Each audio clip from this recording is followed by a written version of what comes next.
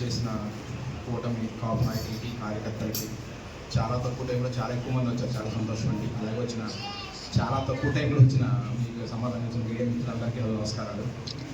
ఏం లేదండి, ఆల్రెడీ పెద్దలు మా ఇన్ఛార్జ్ చంద్రబాబు చాలా మంచి పాయింట్ కవర్ చేశారు. అసలు రామచంద్రపురంలో వెంకటాయపాలెంలో మీటింగ్ పెట్టాల్సిన ఆవశ్యకత ఏముంది? సార్ చెప్పినట్టు ఏంటంటే నాకు అనిపించింది ఒకటి ఒక ఆవశ్యకత ఏంటంటే వాళ్ళకి రాజకీయ మనుగడ తగ్గిపోతుంది.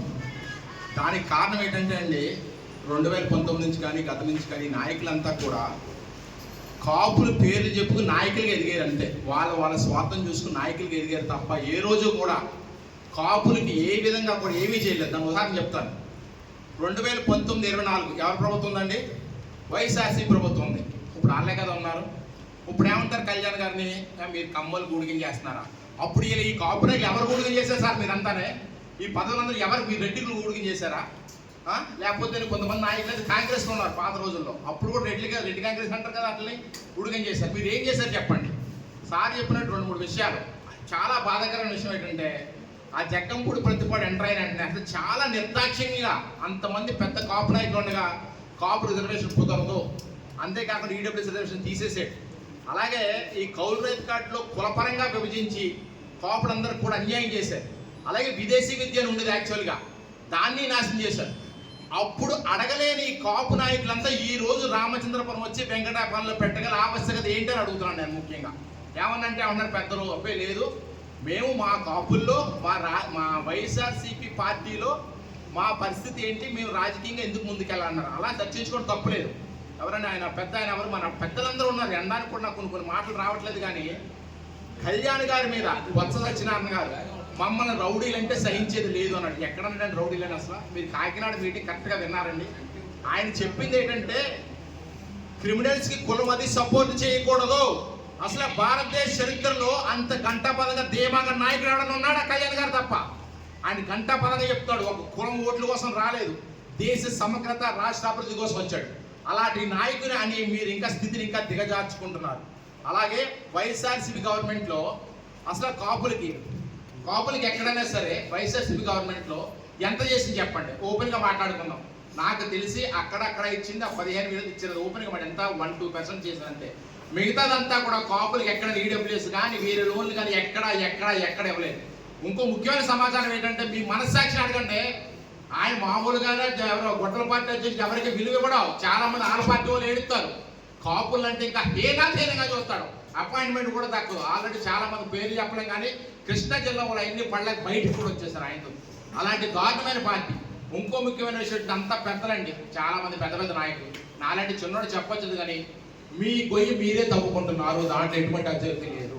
మీ గొయ్యి మీరే తవ్వుకుంటున్నారు, దాంట్లో ఎటువంటి అతిశక్తి లేదు. ఇందాక నాయకులు చాలా మంది చెప్పారు, మీ గొయ్యి మీరే తవ్వుకుంటారు. కాస్తో కోస్తే ఇంకా మాలాంటి జనసేన కంటే మనం అంత పెద్ద ఉండకపోవచ్చు, కానీ పెద్దల కోసం పెద్ద ఉత్తరంగా మాట్లాడుతున్న మాట ఏంటంటే ఆయన అంటే అభిమానం, కానీ కాస్తో కోస్తున్న అభిమానం కూడా ఈ రోజున రామచంద్రుడు నడుపొట్టు వెంకటరామ మీటింగ్ పెట్టి ఇంకా దిగజారిపోయారు అని చెప్పారు. అంటే నేను చెప్పిన మాట కాదుమా, ఎంతో మంది వక్తలు సోషల్ మీడియా చూడండి. ఈ రోజున ఏ రోజుతో టైగర్ పోలీసు ఉన్నారో అలాంటి యువత కానీ పెద్దలు కానీ చాలా ఘోరంగా మాట్లాడుతున్నారు. ఒక్కసారి ఊహించుకోండి, మీరు వైఎస్ఆర్సీపీ కొమ్ము కాస్తున్నారా? నిజంగా కాపు యువతకి కాపు పెద్దలు కానీ మంచి చేస్తాను మీటింగ్ పెట్టుకోవడం ఒకసారి ఆలోచించుకోండి. మీరు అందరూ కూడా మీకు కావాల్సినంత ఏంటంటే మీకు నాయకత్వం కావాలి, మీకు పవర్ కావాలి. మీరు ఎవరు చెప్తే మాట్లాడాడు వాడే పోషించాలి. ఎవరిని అనకూడదు. కానీ రౌడీ బ్యాచ్ల్ని ప్యాకెట్ ఆడి క్లబ్ బ్యాచ్లు ఏళ్ళ మీరు తిరిగేది ఏం సార్ నాయకులు? మీరు పెద్ద నాలుగది మాట అనిపించుకుంటారా? అది కాకుండా మీరు పెట్టుకునేది ఎవరితో తెలుసండి?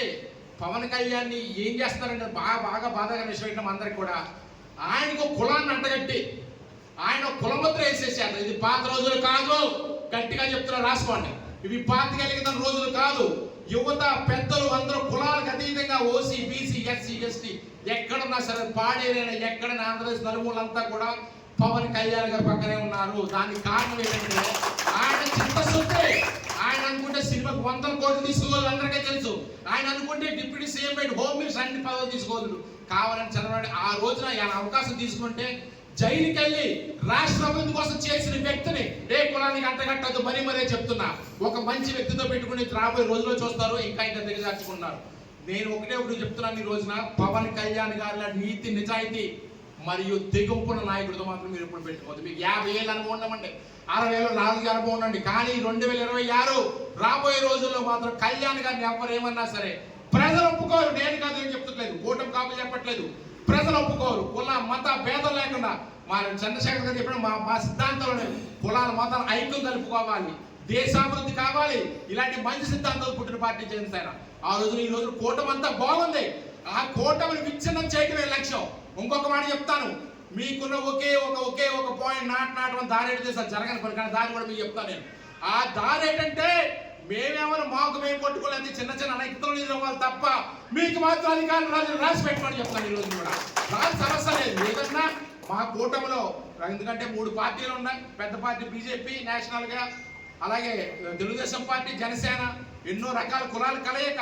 మాకు చిన్నవి ఉంటాయి, అదేమో చిన్న అనైక్యత ఉంటే అది ఒక్కటే మీకు, అందువల్ల ఇదంతా ట్రై చేస్తారు. కానీ మేము విడిపోము. కళ్యాణ్ గారు ఉన్నంత కాలం